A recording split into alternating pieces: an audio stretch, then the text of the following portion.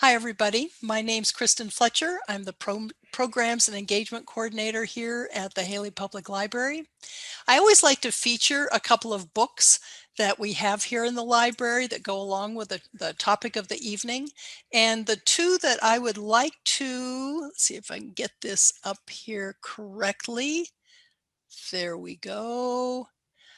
This is a recent book by Carter Niemeyer, who is the retired wolf recovery coordinator with the U.S. Fish and Wildlife Service. He was first hired to kill wolves and later to save them. His first book was Wolfer, very well respected. This is his second book with just additional information. He said there were just too many stories that he had to leave out of the first book. That one comes highly recommended. And then the second one is American Wolf. Let's see. These screens are hard to do this with. So American Wolf, A True Story of Survival and Obsession in the West by Nate Blakesley. He explores the saga of a single female wolf in Yellowstone National Park. So those are two books that you can check out here at the library. We actually have, I think, 2 or 3 or 4 of the Dutcher family's books, so you can always check out those two. But those are pretty familiar to a lot of people, so I was hoping to target a couple of books that maybe weren't quite so familiar. So it's my pleasure to introduce our presenters tonight. Logan Miller has a BS in agricultural sustainability and is in his second year as field manager for the Wood River Wolf Project. A transplant from Tucson, he grew up spending summers in the Wood River Valley visiting family. He has long-term experience with wolf conservation efforts in the Mexican wolf recovery region, and has also worked on human rights campaigns in Mexico City, solar energy initiatives in Arizona, as well as working for the U.S. Forest Service. Nate Redon is the newest addition to the project team. He is a graduate of the University of Washington with a degree in environmental science and resource management, with a focus on wildlife conservation. His extensive field experience ranges from fisher camera studies in the Cascades to coexistence work with the Gelada monkeys and wolves in the highlands of Ethiopia. He recently finished a pronghorn study in Wyoming. So a warm virtual welcome to you both. Nate and Logan, you will need to unmute yourself, and I will take this opportunity to spotlight you for everyone, and then you are good to go. So thank you, everyone. Thanks, Kristen. My name is Logan Miller. I'm the field manager for the Wood River Wolf Project. I came up here pretty much every summer of my life, growing up to visit my grandparents. I worked trails crew in the Sawtooth and White Clouds for a summer. This is me doing that a few years back. Been a field organizer for a couple different initiatives down in Arizona, including a solar energy campaign down there. I worked on a human rights campaign down in Mexico City, trying to protect different indigenous corn varieties. And in my free time, I like to be out riding my bike in the backcountry, whether that's in Idaho or back down in Arizona. Yeah. Just finished up this winter. I did a 700-mile trip down there, which was pretty fun. And yeah, so I'm back in my second year here, and I'm really excited to have Nate here to help expand this program further and keep it running and bounce ideas off of. Yeah, so my name is Nate Redon.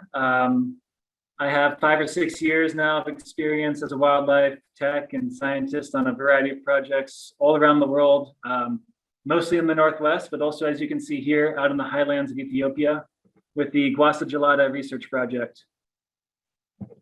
And so, yeah, just a quick focusing on that project. This was our field station out there where I lived for a year with one other person. And our work was mostly focused on, we focused especially on Gelada monkey research and all aspects of that. But also a big role of the project was their interactions with farmers, because they'd often go raid crops, go raid the villages in the area, as well as the Ethiopian wolf and the African golden wolf caused all sorts of problems with goats and calves and whatnot. And so kind of managing that sort of conflict in Amharic, they use some of the same non-lethal tools as us. You know, they have kind of proto-flattery, which we'll briefly mention later on, as well as, you know, their families are all there as to provide human presence with their livestock on the edges of the conservation area. And yeah, here's a little photo of an Ethiopian wolf in the very back here, coexisting alongside the Gelada monkeys. Ethiopian wolves are pretty cool in the fact that they work alongside the monkeys here. The monkeys will go around and disturb rodents while the Ethiopian wolf kind of trails them and tries to pick up those rodents. And in exchange, people think that maybe having these wolves around prevents leopard depredations. So interesting story there with the Ethiopian wolf. The African golden wolf is kind of more similar to how we might think of the wolves here in Idaho in terms of their predation strategies and whatnot. But yeah, more locally here on the left, I just finished working on a pronghorn fawn capture project down in Wyoming, kind of looking at how developments down there might affect their migration routes and all the problems that might arise from that. And then a camera study and telemetry study focusing on the reintroduced fisher population in the Cascades. So we trekked all around there in the winter. It doesn't look like winter in this photo, but it sure looks like winter in this next photo. We spent a lot of time out there in the winter looking for the few fishers in Washington, trying to figure out where they were. And in this case, I'm in the Wallowas in Oregon, volunteering on a wolverine project down there. So yeah, in my free time, I love to climb, I love to ski, and it's great to finally get to explore Central Idaho a little bit.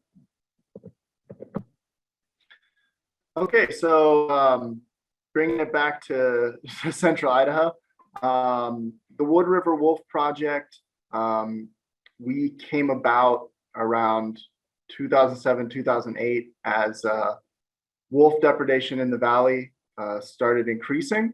And what we do is we promote coexistence of wolves and livestock by using non-lethal measures to minimize depredations here. And we have done that for 14 years now, and have changed our tactics as federal and state policies have changed as well, such as the delisting of gray wolves and the state taking over management. But you know, despite these changes that have affected how wolves are managed on the ground, our work continues, and we think it's more important than ever. And then recently we joined the International Wildlife Coexistence Network to better connect our 14 years of coexistence experience from the Wood River Valley with projects around the world.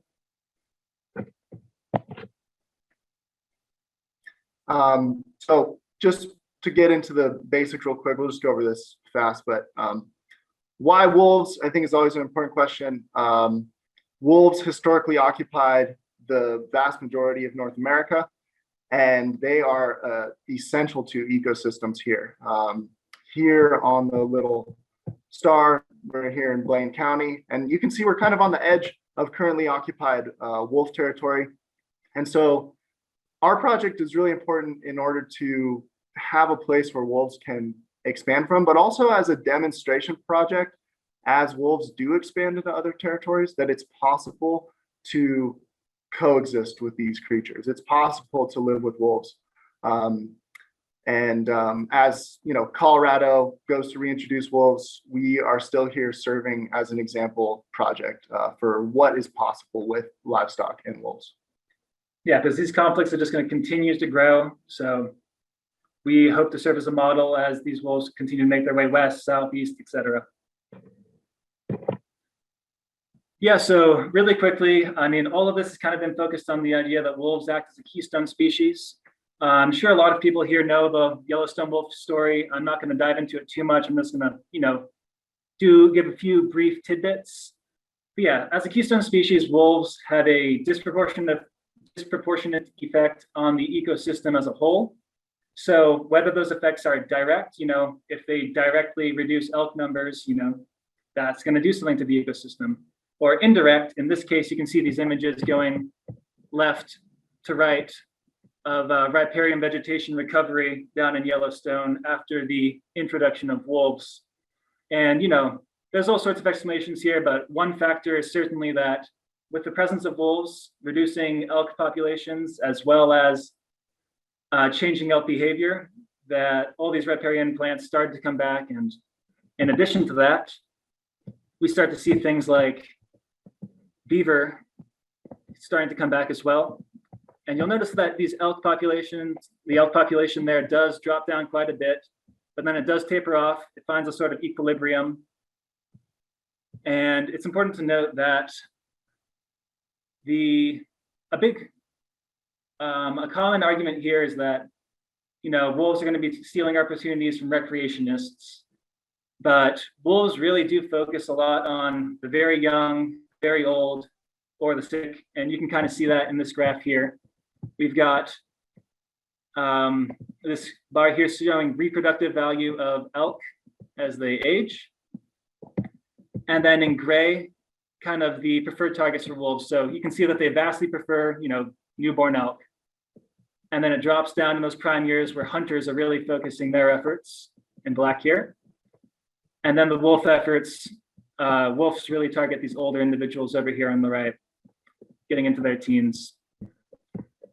And so it's kind of important to notice that, you know, there's opportunities for both. They're not exactly targeting the same individuals. There can be coexistence with recreationists and wolves. It's kind of a common Misconception. Yeah, misconception of sorts. But yeah, there's a lot to talk here. There's a lot to talk about here with the whole Yellowstone wolf story. Many people have done it. I encourage everyone to do a little bit of research into it yourselves and see what you think. But we are specifically focusing on Blaine County and just want to bring us back there. Yeah, so this is the Wood River Wolf Project's project area. And so you can see Haley down here, Ketchum, and then up to Galena. We operate on about 300,000 acres in Blaine County. This green is our original project area, and then the brown is the project area that we have expanded, to post 2011. And then these gray areas are, you know, maybe someday when we have enough resources, areas we would expand into further. You can also see some of the sheep routes going through the valley on here in white, just to show you where the sheep go, which is all over the place. And so we've got on average around 20,000 sheep. It just depends. Lately, it's been a little bit lower than that due to some changes in livestock practices. We have 5 producers, 10 sheep bands, and 2 paid staff, and then a couple awesome volunteers like Kurt Holton, who is here on the call right now. And we're gonna talk a little bit about the day in the life of the Wood River Wolf Project. Yeah, and so this is kind of an example of an incredibly long day, but we've had this happen several times already this season. Maybe we would start off our day by going out and setting up some cameras to try to get images like this on the right, some daytime shots of wolves. These are pretty recent from the season. And so, yeah, we use these remote camera traps, which are triggered by basically movement crossing the frame. And we really hope to get wolf photos like this, but we really, you know, we get thousands and thousands of photos of birds and hare and deer and whatnot. But when we get photos like this, we're super excited. So this year, we are really putting a large effort on the camera trapping project and, you know, trying to get out there as much as we can, as much as 2 people on foot can. And yeah, we're experimenting with a variety of lures as well to see what works best here. And when I say lures, I mean basically a scent attractant of sorts. We use stuff kind of based in skunk, but we're not providing the wolves with a reward for visiting a site. You know, we're not putting a big piece of meat up in front of our cameras or anything like that. So they're going to come in from not too far away to these scent attractants. They're going to visit the site maybe a couple times before it washes away. And we're just trying to get a idea of presence, no presence proactively so that we can know where to target our efforts. And using these efforts, or using these camera efforts, we've been able to identify a new pack in the study area this season. We can't really share more info on that because of the sensitivity, but it's pretty exciting to see that this sort of stuff is paying off.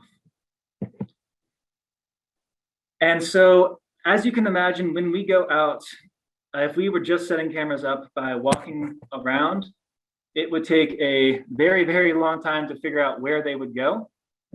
So we spent a lot of time looking at maps, topographic maps, especially like this over here with a little bit of a vegetation component.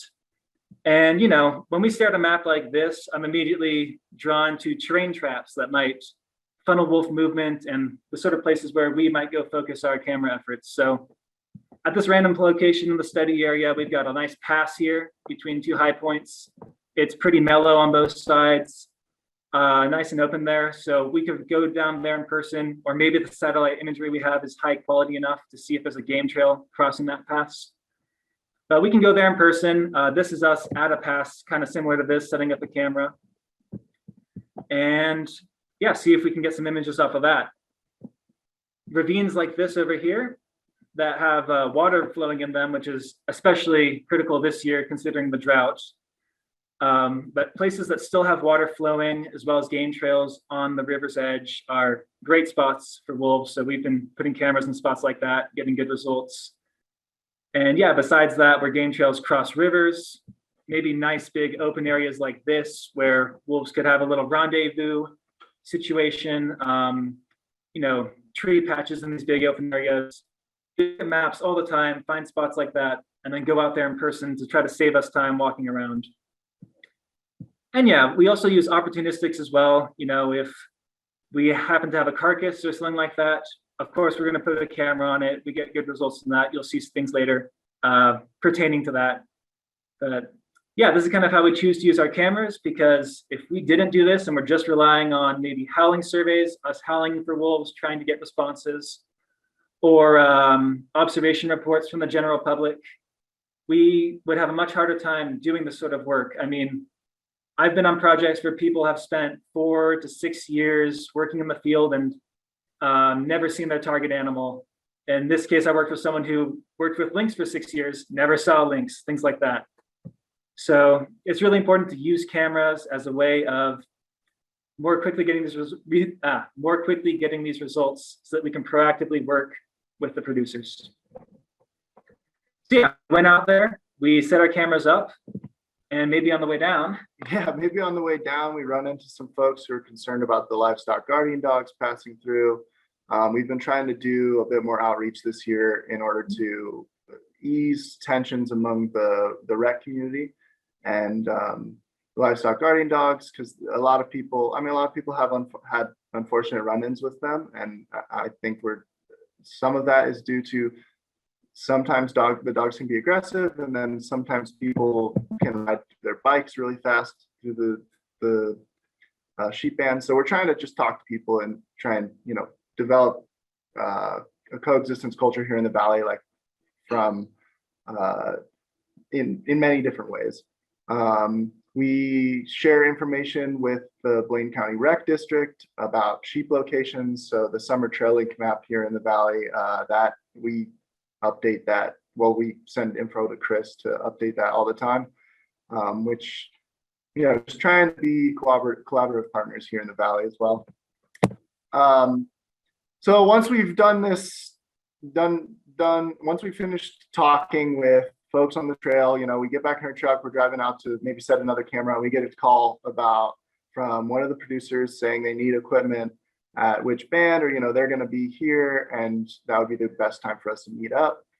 Right here in these photos, we've got John Etchart from the Faulkner Land and Livestock on the left here, and then Corey Peavy, who is with Flat Top. And in the left photo, we're showing him one of our new 9mm blank pistols, which they're just fire blanks. They can't fire actual live rounds.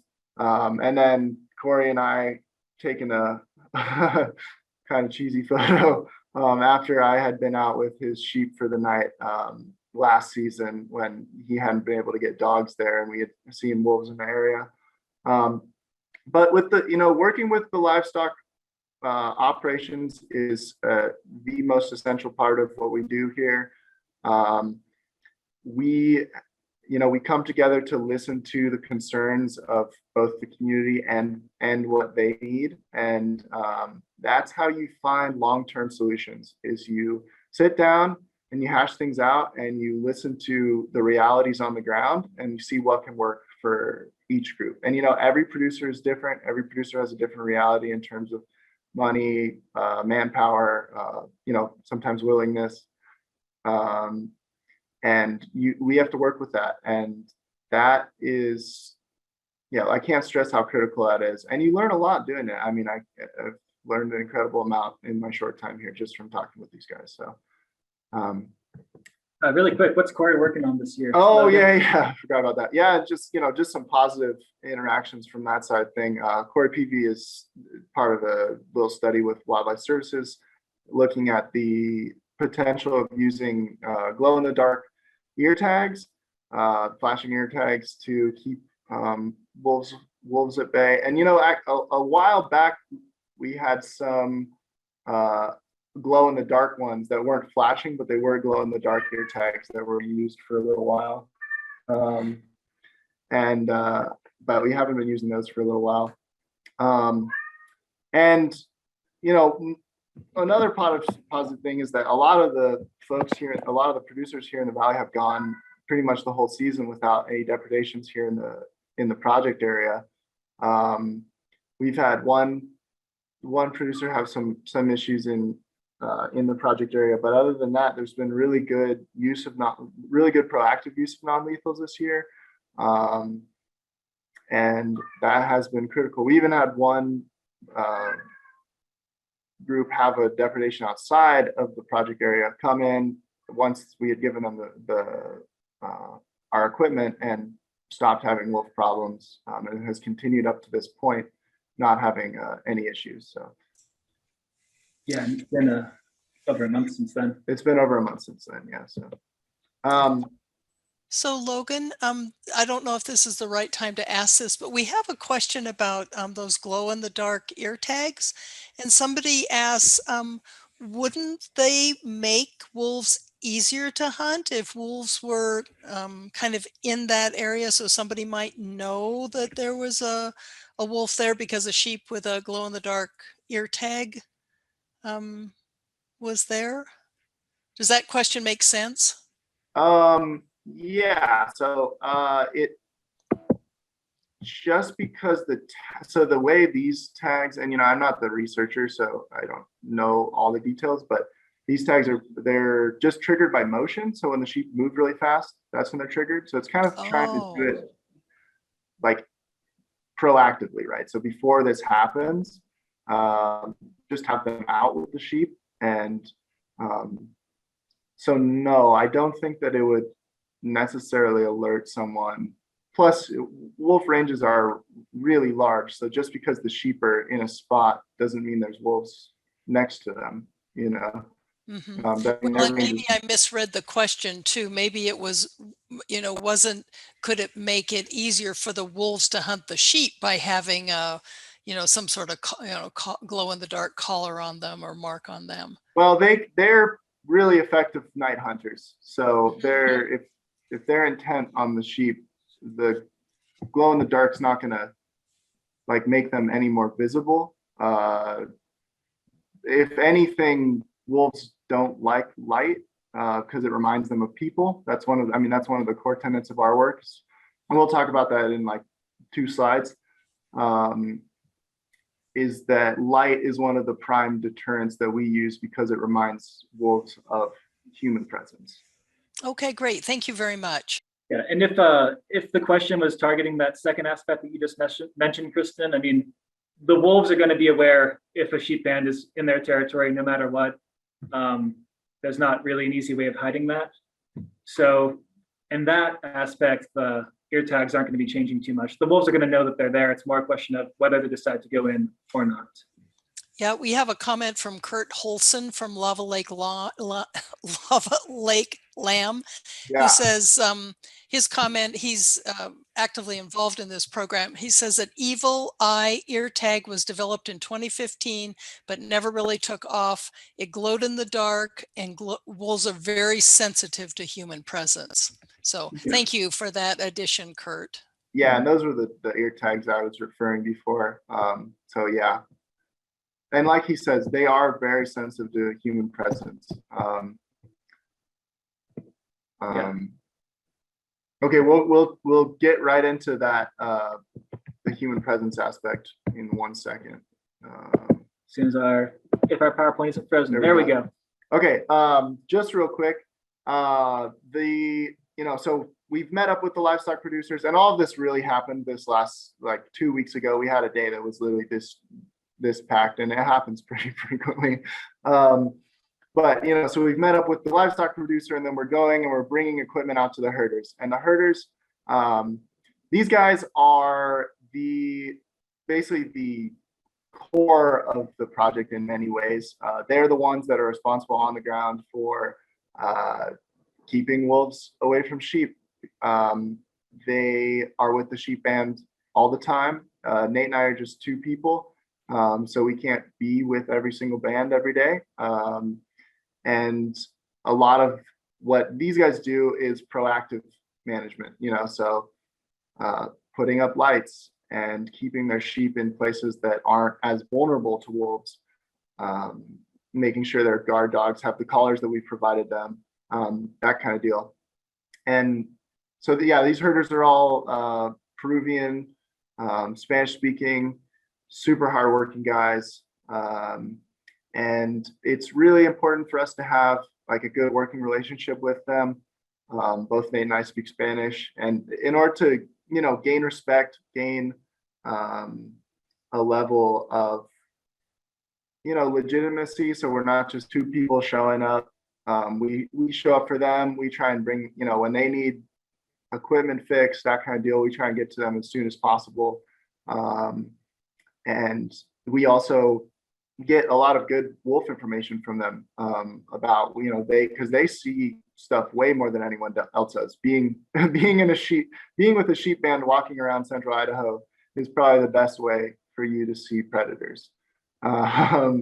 And so we hear all kinds of stuff from bears to moose to cougars to wolves about what they're seeing out in the field. And I can't stress enough that they really do form the core of the project in so many ways. All right.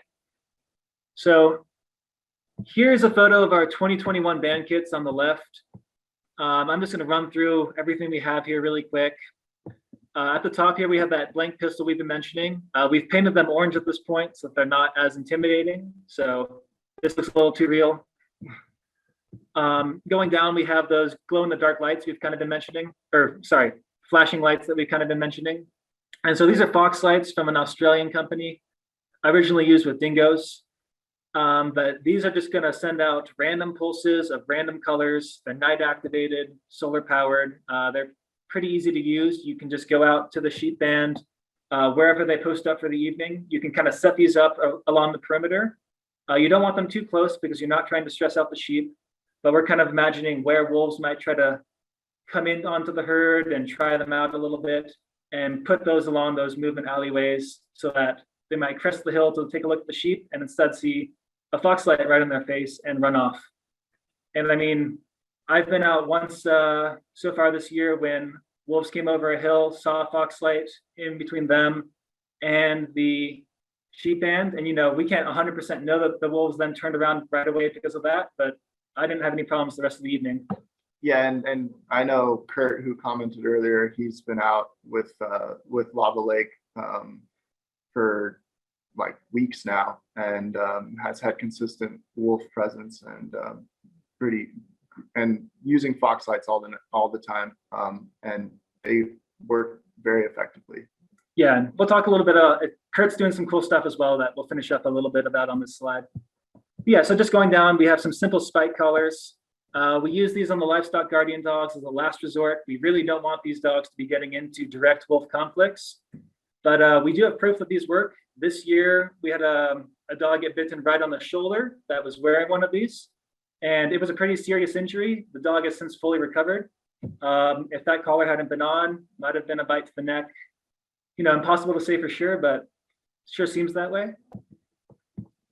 Then going down, we just have solar panels as well as a battery for that sort of thing.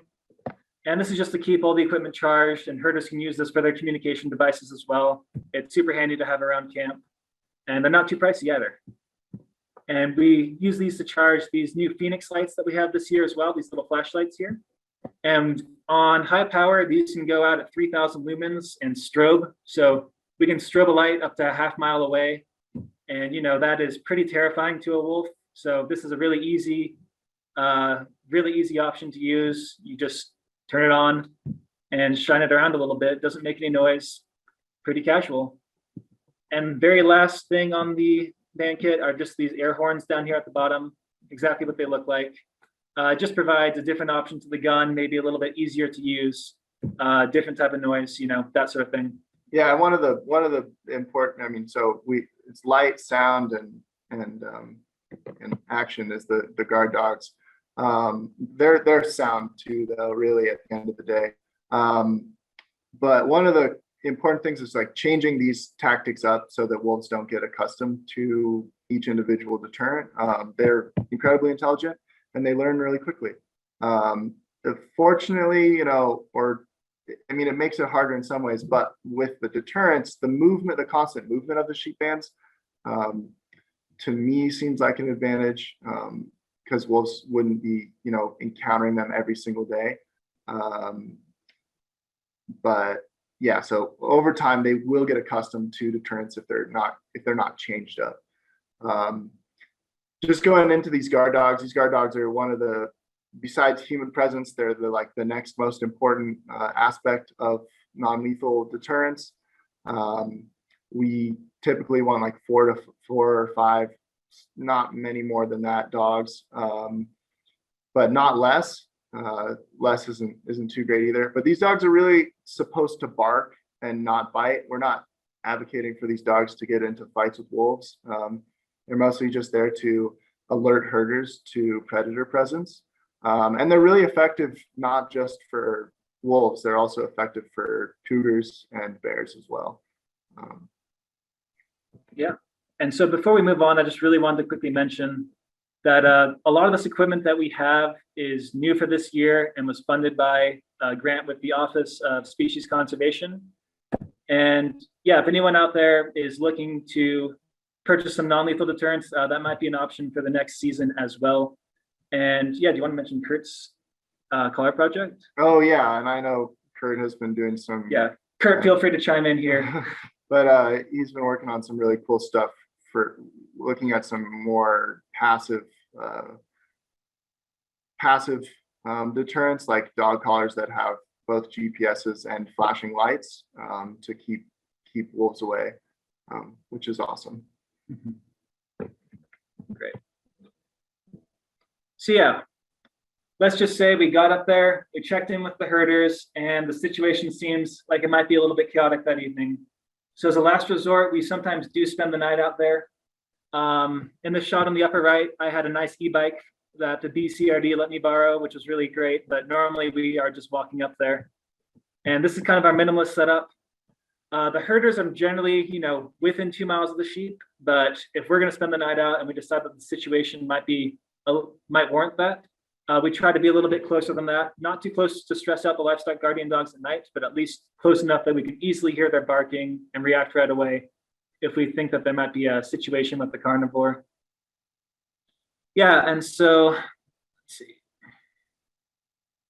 Yeah, when we're out there in the evening, having that human presence on the ground is probably the most effective thing that we can do. Wolves are very scared of humans. If we're there in person, we've never had any sort of depredation incident when we're around. But obviously, there's just 2 of us. So we can't be out there every single evening. But it's a great opportunity for us to go out there, perform some howling surveys when we just howl into the distance, kind of dawn, dusk hours, and see if we get any responses from wolves. That lets us know if they're in the area, but sometimes they don't respond. And we can also look for fresh tracks, fresh scat on our way out there. And that kind of paints a picture as to what the wolf situation is in the area in combination with our camera efforts. So yeah, all throughout the night, we'll be waking up, shining the flashlight around. If the dogs are barking, maybe I'll walk away from the sheep to not stress them out and fire off the air horn. Things like that, just being an extra presence when the situation really warrants it. Yeah, and just recently, Nate and I were out for about a week or so with a band and had pretty constant wolf presence, howling, and they did not get much. They did not get even close to the fox sites, even though they could see them. And once we fire off the sound makers, they quiet down and leave us alone. And that happened quite a few nights in a row. Yeah. And there hasn't been anything going on since. So it's been pretty nice. Okay, so obviously, or probably everyone has heard about Senate Bill 1211. It is an incredibly unfortunate turn of events in the state of Idaho in terms of our relationship to wolves here. And it will affect our work in a variety of ways. Senate Bill 1211 basically recategorizes wolves as coyotes in that they can be killed in any way that coyotes are killed. So this opens up night hunting and trapping, and it also opens up year-round hunting in almost the whole state. That makes it so there's no limit to the number of wolf tags that someone can purchase. And we are very worried about how this will affect us on the ground. From a personal standpoint, Nate and I are out a lot at night, as are the herders too. And the night hunting aspect is very frightening, just due to the fact that if someone hears howling, they might just shoot at us, thinking that they might get a wolf on an off chance. Furthermore, the indiscriminate trapping and hunting across the board will have a serious impact on the wolf population here in Idaho in a way that will most likely dramatically affect our work. Wolf packs need stability. They are a family, and when they are broken apart, you get highly distressed wolves and also young wolves that haven't learned how to hunt, moving all over the place, and looking for easier prey. So normally they need a good solid family structure in order to hunt prey like deer and elk and sometimes moose if they've got enough of them. But when they don't have that, when they don't have strength in numbers and they don't have that stability and long-term learning, they tend to go for easier prey like livestock. And so we think that this will lead to increased depredations and more erratic behavior on the part of wolves. On the other side of things, the other part that is really difficult about all this is that while we are trying to work towards coexistence with wolves here in the valley, we spend hundreds of hours looking for wolves, tracking them, getting to know how many there are and their distribution, characteristics, all that kind of thing, in order to effectively implement non-lethal strategies. And when that pack is disrupted, you lose all of that work. I mean, we can still put out lights and stuff, but you lose all of the knowledge that you've gained through hours and weeks and months of work. And we expect this bill to have a very dramatic consequence. To have very dramatic consequences for the wolf population here. Fortunately, there is no trapping here in the game management units 48 and 49. We've been lucky to have an outpouring of community support for prohibiting this trapping. County Commissioner Dick Fosbury and Sarah Michael from our steering community They both testified at Idaho Game and Fish hearing.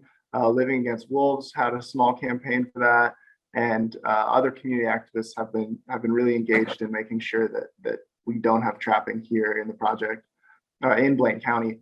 And on top of that, our parent organization, the International Wildlife Coexistence Network, they are part of a lawsuit with several other organizations against suing the state of Idaho, claiming that the indiscriminate trapping will negatively affect endangered species like grizzly bear and lynx.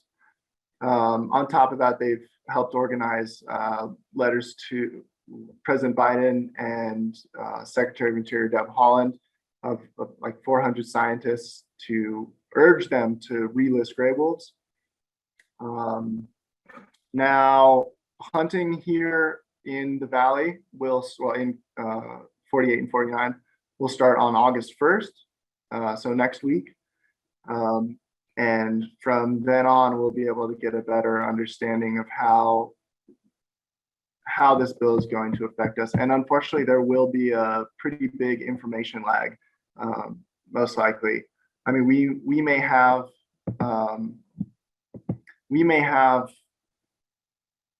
direct consequences sooner than that, but in terms of knowing, in terms of finding out what wolves have been reported killed.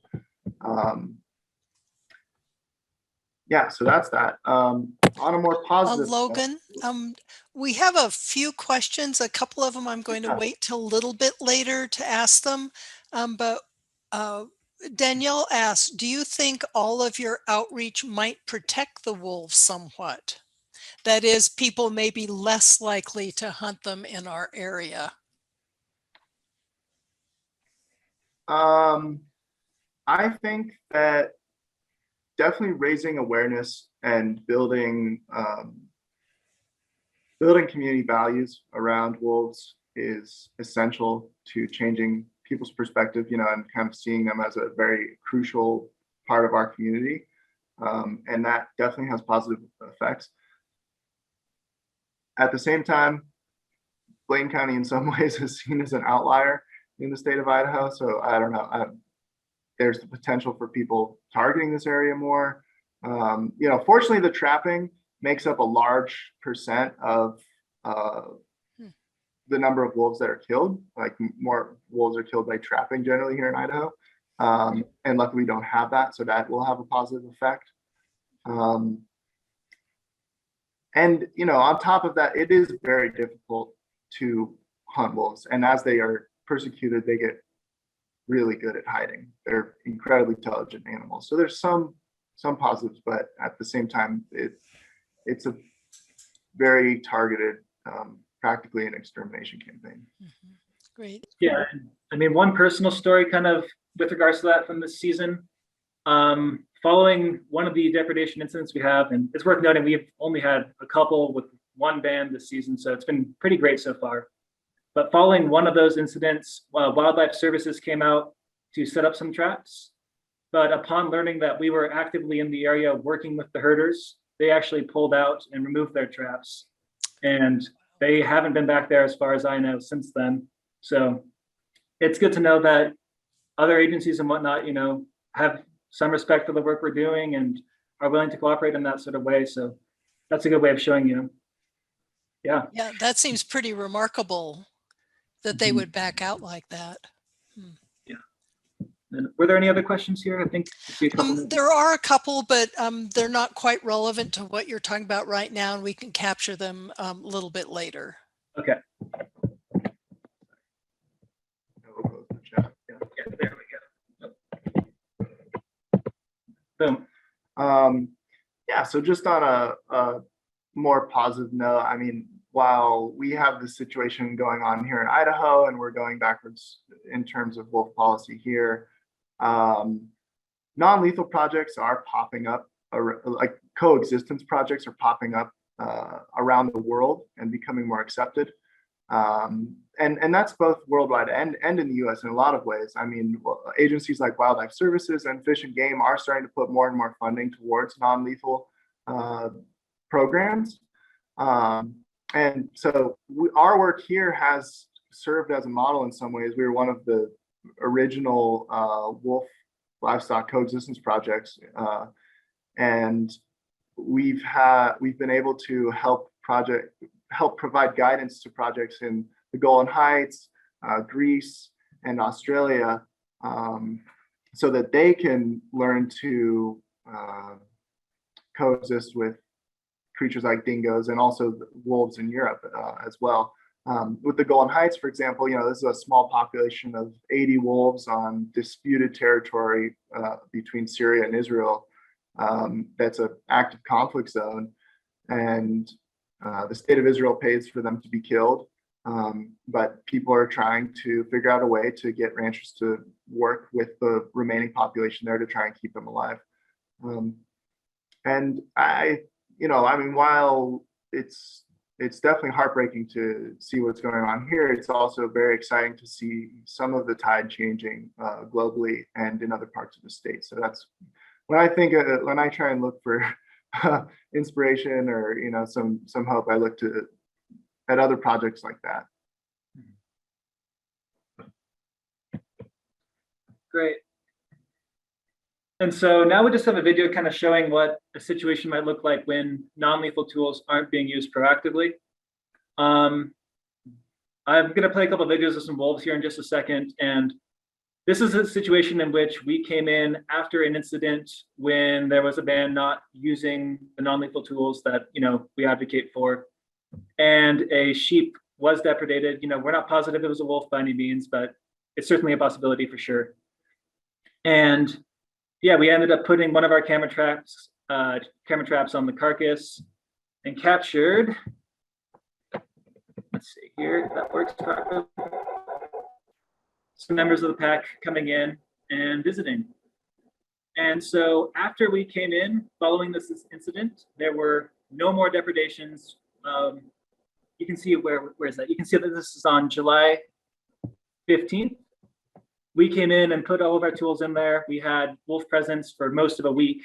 And ever since then, nothing. Now that, the non-lethal tools have been used and reinforced, the wolves have not bothered this band ever since. And they're continuing to be used. They're continuing to be used currently, which is an awesome turn of events. And this is what we don't want to see happen. We really don't want wolves to be eating on sheep carcass, because that can habituate them to that. And so this is the situation that we're actively trying to avoid all the time. Nothing's perfect, but we have now gotten to where there's a greater use of non-lethal tools with this band, which is progress, Great. So with that being said, we're about done here. This is how you can get in contact with us. We've got our website right here, woodriverwolfproject.org, and our parent organization's website, the IWCN, is at wildlifecoexistence.org. You can also find us on social media, Instagram, Facebook, at Wood River Wolf Project as well. And if you have any questions you'd like to just send to us personally via email, shoot us an email. We'll get back to you right here, info@woodriverwolfproject.org. And if you'd like to help the project out, you can donate at this link. This year, we're really trying to get e-bikes, more cameras, and hopefully some money to purchase new non-lethal equipment for the next season. With the intensive camera effort, there's a lot of ground for us to cover. So having bikes would be fantastic. And additionally, we're looking for any local volunteers. If you're willing to be long-term, you have backcountry experience, maybe you're a backcountry skier, you'd like to try to get involved, feel free to get in contact with us, because there's certainly things that we could have you do. And that's about it from us. Any questions? Yes, that was a terrific talk. Thank you so much. Let's see. One comment, Brian Bean, who owns Lava Lake Ranch, just mentions that trapping, in addition to killing wolves, can kill your dogs. And then an early question from Brad. He asked, what was the cause of elk reduction prior to wolf introduction. Is that back for the Yellowstone slide, I believe? Let's see. And so you're talking about this right here, Brad, I assume, and potentially continuing from before. I don't know the specifics from this study, but with elk levels being much higher than, say, pre-colonial times, you know, following the eradication of a lot of predators out there, in a lot of situations, they simply starve themselves to death in a way. So you had a lot of unhealthy animals out there with very limited access to things to browse on. And, you know, it's not that way everywhere, but I believe that that was a pretty common theme prior to reintroduction in Yellowstone. But I don't know the entire Yellowstone story by heart, so don't quote me on that one. Yeah, let me know if that answers your question. I'll just, oops, wait a minute. Let me drop down here. Okay. Let's see. Mike resides in Boise and wants to know how he can help from there to fight SB 1211. So right now, our parent org has some action networks going on that are petitions to sign to, and you can, and on top of that, actually, but probably the best thing to do would be to sign a letter, write a letter to Secretary of Interior Deb Haaland and President Biden, urging them to federally relist stray wolves. I think that's the most effective way to deal with this, because the state has passed it, and unless the courts overrule that, it's going to be difficult without a relisting at this point. Mm-hmm. Okay, but great. definitely, but writing letters are really important things, because they show, you know, that you care enough to write a letter and send it in, you know, make it personal and really show why it's important to the people here in Idaho. And also, you know, it is entirely backed by science. I mean, they are crucial to the ecosystem here, and we've seen before what happens when they're not here. And we need to keep going in the right direction and not go backwards. Yeah, that time-lapse image of the riparian area in Yellowstone was pretty shocking. I don't know if that's quite the right word, but it really told the story there. I think it's a shocking photo. I think it's great. I mean, it's incredible to see what ungulates can do if there's no predators around. Yeah. And like you say, it's not just the killing of, you know, elk or bison or whatever, but it's a changing of their behavior as well.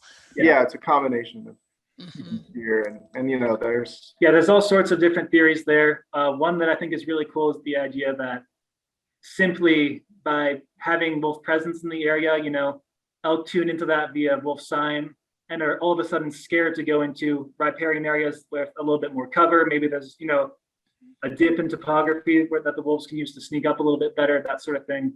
And that's just one theory that I think is really cool. A lot's been written about it. Yeah, feel free to look into that one. Yeah.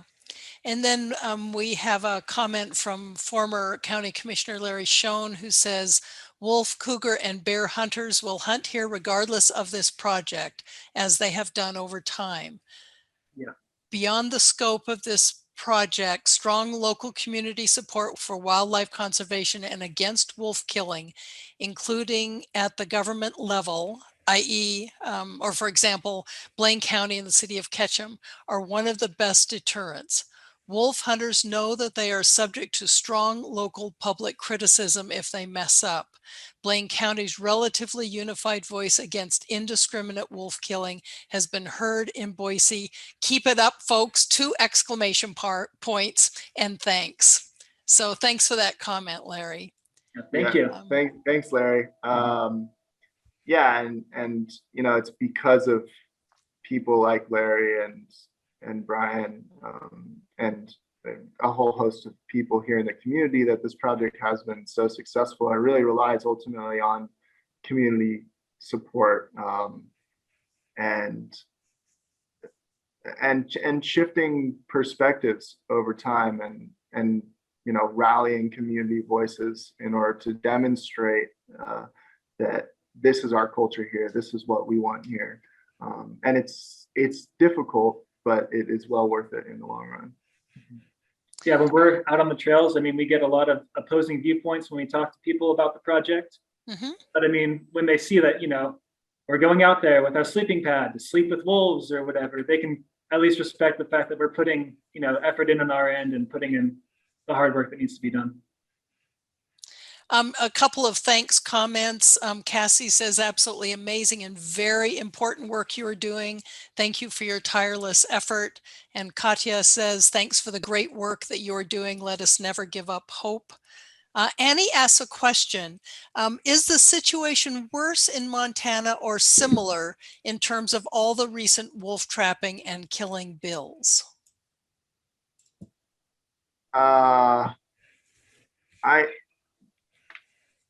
I mean, the problem with Idaho's is well, I mean, there's so many problems with it, but the year-round hunting, and I believe the number that we're aiming to reach is a lot lower than Montana's. So I don't really want to say. I think both are pretty awful situations, and I would hope that neither would be occurring. From my perspective, because I have to deal with it on a daily basis, Idaho's is worse for Idahoans here.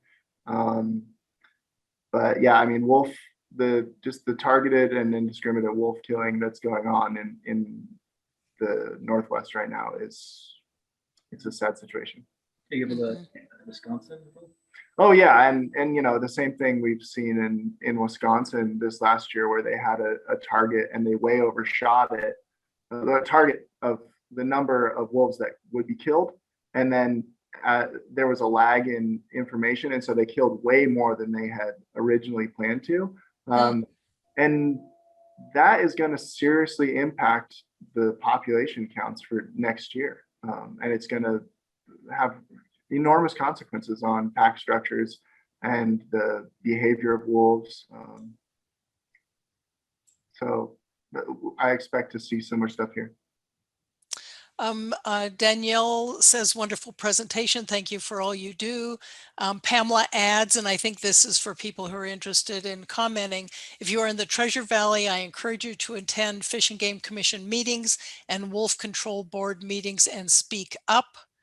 And then Danielle, let's see. Yeah. Danielle asks, what is your sense of Fish and Game / wildlife services? What I hear from other organizations is they are just the arm of the ranching industry. But it sounds like from some of the things that you've mentioned that wildlife services may be more progressive than we had come to believe, or is at least leaning that direction a little bit. So Wildlife Services has they have a long history of getting to this, what's the right word? There's a reason why they're known, like as Danielle said. But as a result of people within and outside of the agency pushing them towards non-lethal, they have adopted different practices, and there is change within the agency. I mean, and there's also a large research portion of Wildlife Services that is focused on non-lethals. But yeah, I mean, they are also going out and killing wolves actively all the time. So there's both. I mean, it's a large federal agency, and so it can't be typecasted entirely in one way, but they are actively killing lots of wolves every day. But there are also portions that are more focused on non-lethals, and there is a movement within the agency to move towards non-lethals. That's wonderful to hear. And I would just like to point out that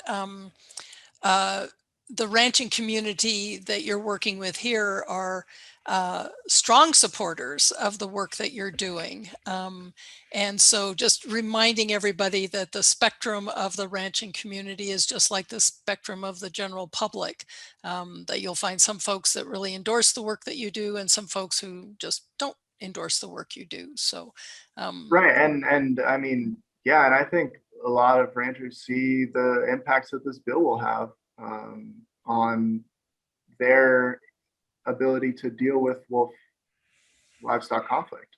I don't think they want to see more erratic wolves.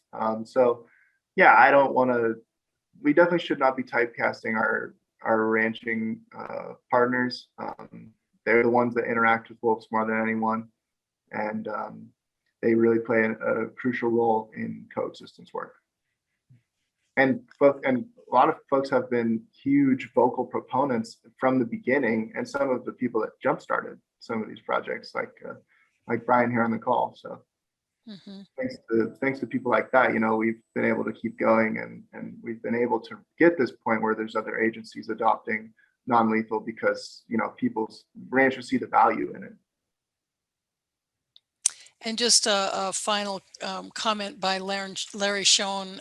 Again, he says, I'm super impressed by the level of commitment and energy that Logan and Nate are bringing to the field work that they do. So I think everybody on this Zoom call shares that opinion.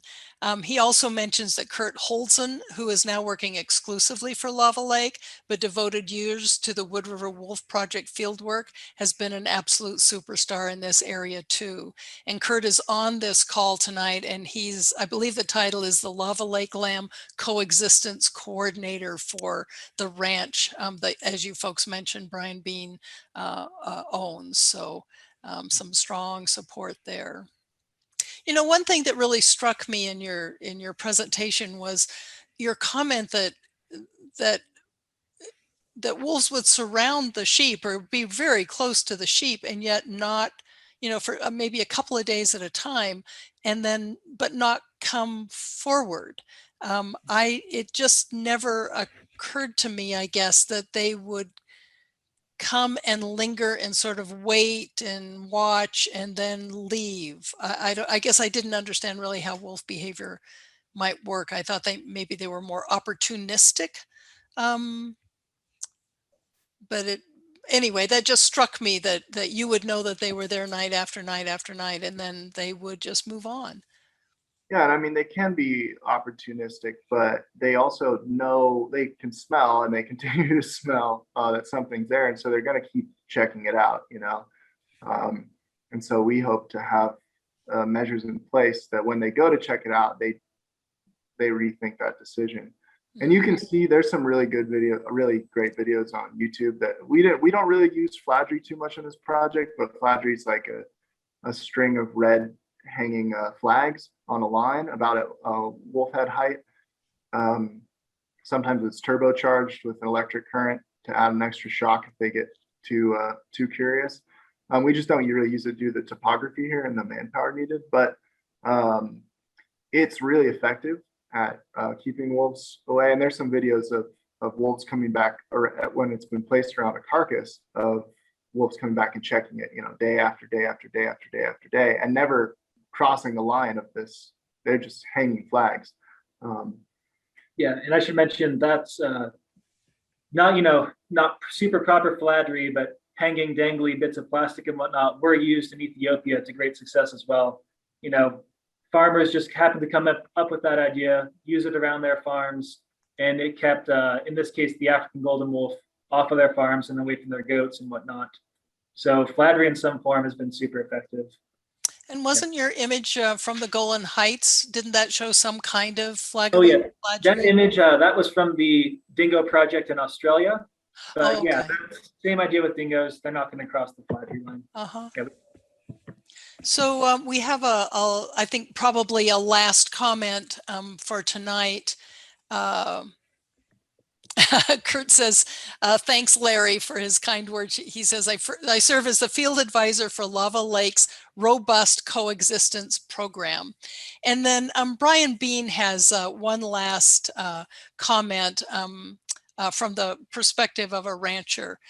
He states, a lethal control request received by Idaho Department of Fish and Game from a rancher will be approved if Wildlife Services makes a forensic determination that the depredation was a confirmed wolf kill. Apparently he put that in quotes, so that must be a technical term. The executing agency is Wildlife Services. So yes, the agency that makes the determination is the agency that gets paid. Conflict of interest, of course. So Yeah. nothing is simple. Thank you for that, Brian. Really appreciate it. Yeah, and if you go and read that book that Kristen talked about at the start, I'm sure you can. There's all sorts of good stories in there if you're interested in that sort of thing. Yeah, and Wolfer too by Carter Niemeyer is also really gives you a good insight into Wildlife Services and talks a lot about those confirmed wolf kills, and the history of the agency a little bit. So that's a really good one. Great. So I think we'll wrap it up. And one thing I didn't mention earlier is that the resources that Nate and Logan have mentioned tonight, I'll include that in an email that will be sent out with the video link. So I'll mention both of those books, and I'll capture these emails and websites that you've mentioned here. And that will go out probably Friday, maybe Monday. So I thank you folks very much for joining us, and Nate and Logan, that really was an excellent program. Thank you very much. Yeah, thanks so much for listening in and for caring about wolves. And yeah, it's been great being on tonight. Yeah, just by being here, I mean, you're all playing a huge role in the ongoing situation. So thank you very much. Yeah, and keeping our spirits up. So thank you. Yeah. Thanks, well, guys. great. Thanks so much, everybody. Thanks again, Nate and Logan. Bye-bye. Night. Thank you, Kristen.